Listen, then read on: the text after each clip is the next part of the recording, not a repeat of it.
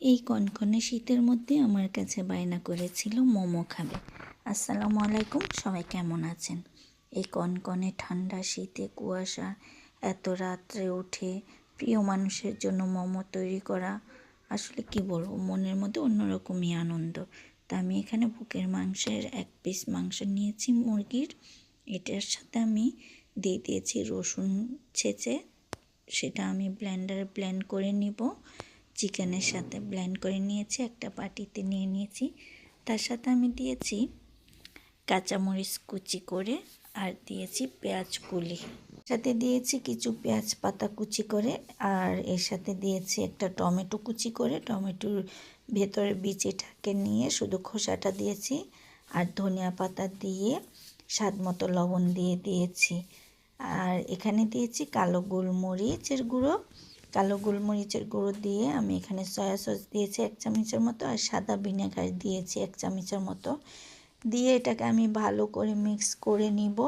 Mix করে আর অন্যদিকে আমি তেলটাকে গরম দিয়ে দিয়েছি। তেলটাকে গরম করে আর একটু মিক্স করে নিব।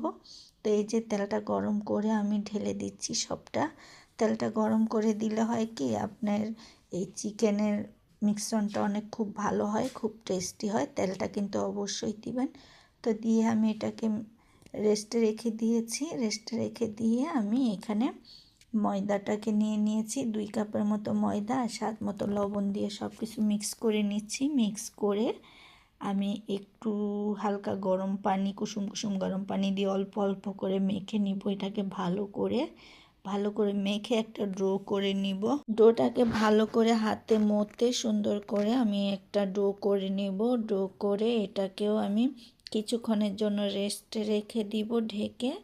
তো এটা রেস্টে রেখে দিয়ে এদিকে আমি প্রায় 10-15 মিনিট পরে আসলাম। এই যে ডোটা আমার অনেক খুব সুন্দর সফট হয়েছে। এটা একদমই নরম করা যাবে না, আবার একদমই শক্ত করা যাবে না, একটা মিডিয়াম ডো করে নিতে হবে। সেটা কিছুক্ষণ রেস্টে রেখে দিলে আপনার অনেক সুন্দর একটা ডো হবে। তো এখানে আমি এটা বেলে নিচ্ছি। বেলে একটা বাটি দিয়ে আমি কেটে নিচ্ছি গোল গোল করে, একই সাইজের সবগুলো করার জন্য। আমি কিন্তু কখনোই মোমো তৈরি করিনি, এই আমার ফার্স্ট টাইম মোমো। তো মোমোটা এতটাই টেস্টি হয়েছিল, এতটাই মজা হয়েছিল, কি বলবো।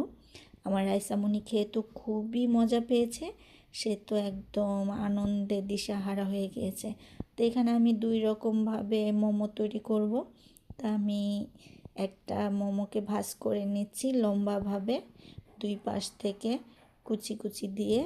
তা আমার মোমোটা কিন্তু খুব সুন্দরই হয়েছিল, খুব দেখতেও যেমন হয়েছিল, খেতেও কিন্তু খুব দারুণ হয়েছিল।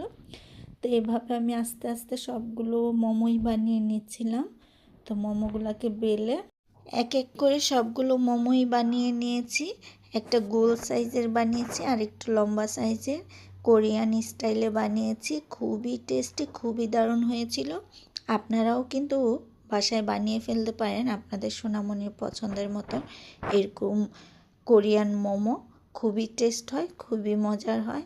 আমি তো ফার্স্ট টাইম বানিয়ে একদম অবাক হয়ে গিয়েছি যে এতটাই টেস্টি হয়েছে, বাসার সবারই পছন্দের হয়েছে। আর একটা আমি গোল গোল করে বানাচ্ছি। আমি এত সুন্দর মোমো বানাতে পারবো আমি কখনোই ভাবিনি।